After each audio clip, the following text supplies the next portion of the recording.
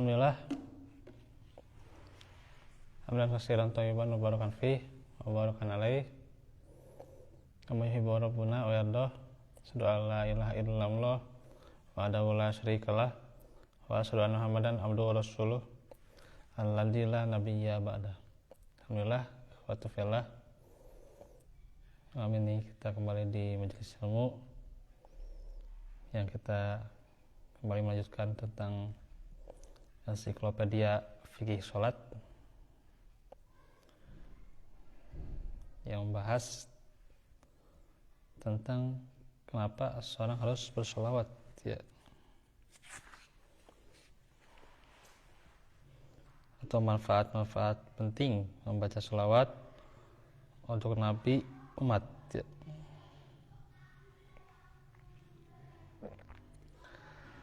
Redaksi sholawat itu ya sebagian besar untuk Nabi SAW. Di atas tentunya di mana yang sudah dibacakan ya, sudah dibahas, tidak menyebutkan nama Ibrahim secara terpisah dari keluarganya. Yang disebut adalah sebagaimana engkau telah melimpahkan rahmat kepada keluarga Ibrahim ya. Karena tentunya dalam bahasa Arab mencakup juga orang tersebut ya. Itu keluarga itu kan mencakup orang tersebut juga mencakup orang lain ya yang ia tanggung, seperti dalam firman Allah yang sudah dijelaskan ya sebelumnya di surah Al-Imran 33, terus Al-Qamar sudah dijelaskan ya, terus surah Hud ini sudah dijelaskan juga.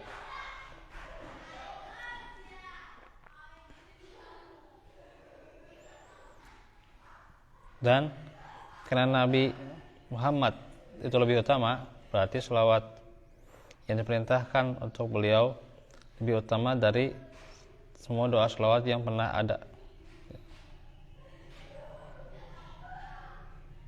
Nah, ada sekitar 10 pendapat. Sebagian ada yang lebih dhaif dari yang lain, kecuali satu pendapat tersebut kuat dan dinilai bagus oleh Syekh Islam Ibnu Qayyim, yaitu di antara keluarga Ibrahim terdapat sejumlah nabi yang tidak ada pada keluarga Muhammad. Jika doa sholawat diperintahkan untuk dibacakan bagi nabi dan keluarganya, sama seperti doa sholawat untuk Ibrahim dan keluarganya, yang diantara mereka ada sejumlah nabi. Berarti doa sholawat bagi keluarga Muhammad harus disesuaikan dengan tingkatan mereka, karena mereka tidak mencapai tingkatan para nabi. Tambahan doa rahmat yang berlaku bagi para nabi juga berlaku bagi Nabi Muhammad. Dengan demikian beliau memiliki keistimewaan ya yang tidak dimiliki yang lainnya gitu. Itulah kata Ibnu Qayyim ya, pendapat terbaik di antara semua pendapat sebelumnya ya.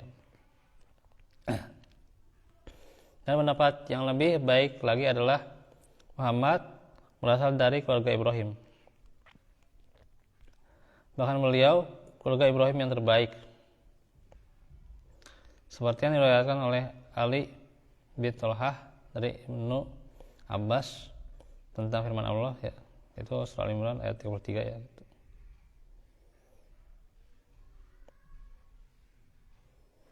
Inna Allah astafa Adama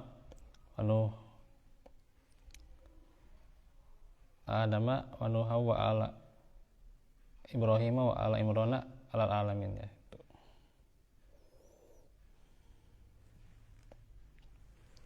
Nah, Nabi Muhammad itu dari keturunan siapa, Pak? Ismail ya, Ismail. Ibrahim itu punya dua orang anak ya, dua orang anak. Nabi Ibrahim itu punya dua orang anak ya, yang tapi yang dari ibu yang berbeda, maksudnya dari ibu yang berbeda. Ya. Nah, dari Hajar itu ya Ismail ya. Kita pembantunya katanya. Iya. Tapi dibawa ke Mekah gitu jauh ya. Iya.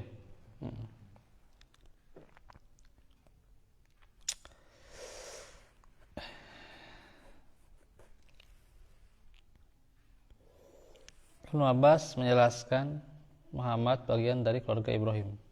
Ini nas. Jika nabi-nabi dari keturunan Ibrahim termasuk dalam ayat ini, maka Rasulullah lebih utama. Dengan demikian, doa kita ya, sebagaimana engkau telah melimpahkan rahmat kepada keluarga Ibrahim, tentunya mencakup juga doa rahmat untuk Nabi. Dan juga seluruh Nabi dari keturunan Adam. Selanjutnya, Allah memerintahkan kita untuk mendoakan rahmat bagi Nabi dan keluarga beliau secara khusus. Sebatas doa rahmat yang kita panjatkan untuk beliau bersama seluruh keluarga Ibrahim secara umum, dan doa rahmat untuk keluarga beliau dipanjatkan secara sepantasnya untuk mereka, sehingga lebihnya tetap berlaku bagi Nabi sallallahu alaihi wasallam. Dengan demikian jelas bahwa doa shalawat untuk keluarga Ibrahim serta Muhammad lebih sempurna dari doa shalawat untuk keluarga Ibrahim saja. Dan karena kita diperintahkan membaca shalawat untuk Nabi, ini menunjukkan bahwa doa shalawat untuk Nabi lebih mulia dari doa yang sama untuk Ibrahim, sehingga akan diketahui dengan jelas faedah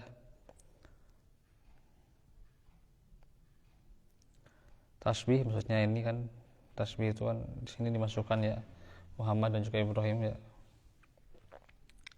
dan tetap berlaku sesuai kaidah asalnya.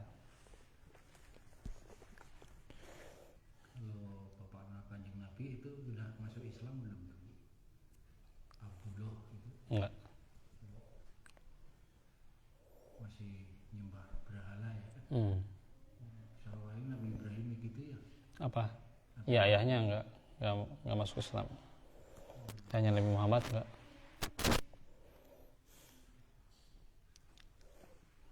Mendapat syafaat dari anaknya enggak? Enggak ada syafaat. Oh, agamanya beda ya. Iya.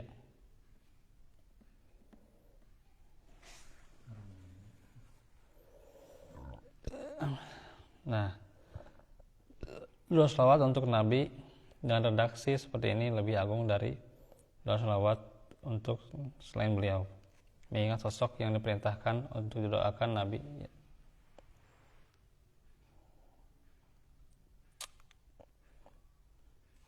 Jadi Nabi itu sama seperti sosok yang disamakan, yaitu Ibrahim. Sementara Nabi memiliki bagian yang lebih banyak, maka doa shalawat yang diperintahkan untuk Nabi tentu lebih baik dari shalawat untuk Ibrahim yang lain dan yang lain juga ya.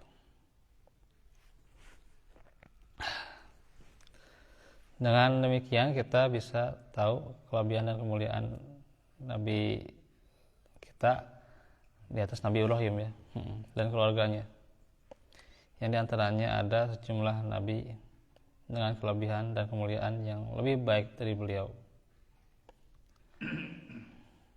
Doa shalawat ini menunjukkan kelebihan yang diberikan kepada Nabi, dan kelebihan ini menunjukkan salah satu konsentrasinya ya. Ini kesananya doa ini. Terus yang kedua, membaca bisa tahu bahwa redaksi-redaksi doa shalawat di atas dengan bentuk yang beraneka ragam ya. Seluruhnya menyebut doa shalawat untuk keluarga Nabi, para istri dan keluarga beliau. Karena itu bukan termasuk bagian dari sunnah, juga tidak disebut melaksanakan perintah Nabi jika seorang hanya membaca shalawat untuk Nabi saja ya. Jadi kalau cuma selawatnya untuk Nabi Muhammad saja tidak termasuk bagian dari sunnah ya, harus diucapkan juga bagian dari selawat kepada Nabi yang lain ya. Dia harus membaca salah satu dari bentuk-bentuk doa selawat di atas secara utuh seperti yang diriwayatkan Nabi. Dalam hal ini tidak ada bedanya antara tasyahud awal dan tasyahud akhir ya. Nah, sini dikatakan ya. Jadi tetap diucapkan sama ya gitu. Tasyahud awal dan juga tasyahud akhir ya diucapkan selawat. Demikian yang dinyatakan oleh Imam Syafi'i dalam kitab Al-Um. Ya. Kata Imam Syafi'i, tasyahud awal dan kedua redaksinya sama, tidak berbeda. Tasyahud yang saya maksudkan adalah bacaan tasyahud dan doa shalawat untuk Nabi secara bersamaan. Tidak cukup salah satunya saja ya.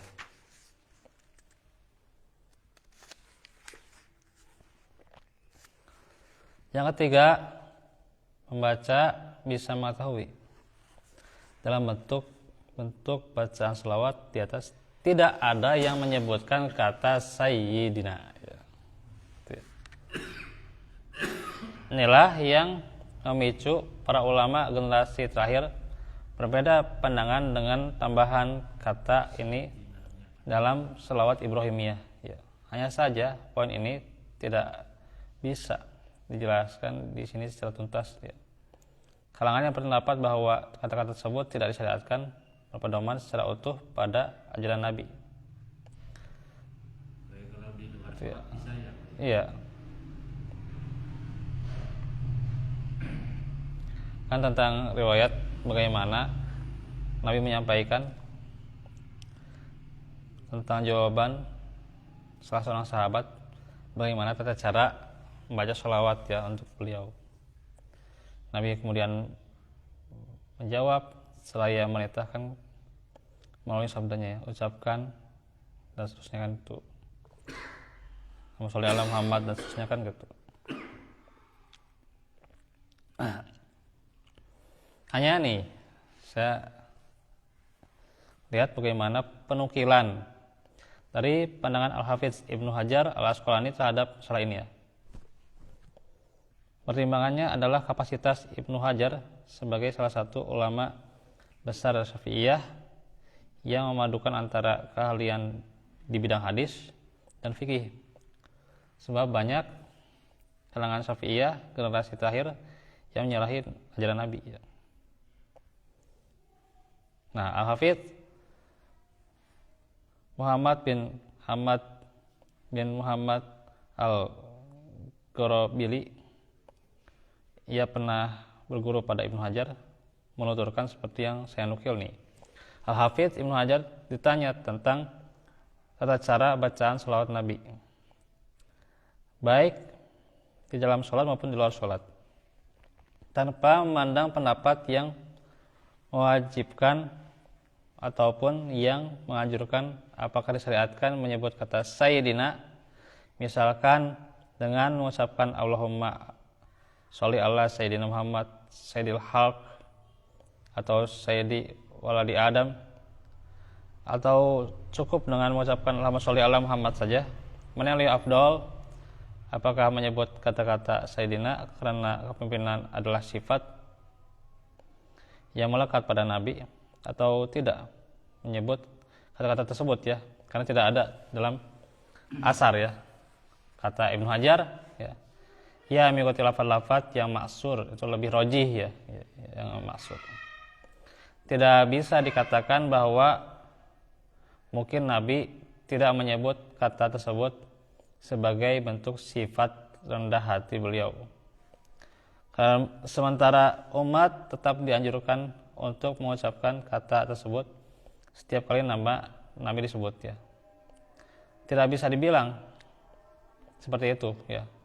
Sebab jika hal itu rojih, tentu sudah diriwayatkan oleh para sahabat, tabi'in ya. Jadi memang tidak rojih ya gitu. Kata Sayyidina itu ya.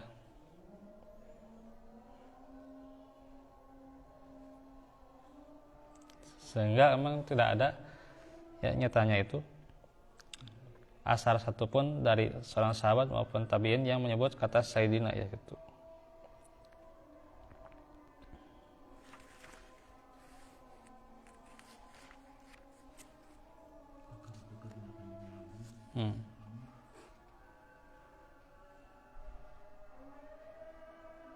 Nah itu ya.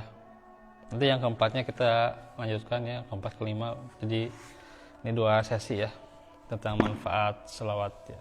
Itu saja dahulu yang bisa kita sampaikan. Wallahu fiikum wa afu minkum. Subhanaka Allahumma hamdika la ilaha illa anta astaghfiruka wa atubu ilaik. Rabbana atina min ladunka rahmah wa hab lana min ladunka Rabbana atina fid dunya hasanah wa fil akhirati hasanah wa qina adzabannar. Rabbana hab lana min azwajina wa dzurriyyatina qurrata a'yun waj'alna lil muttaqina imama. Assalamualaikum warahmatullahi wabarakatuh.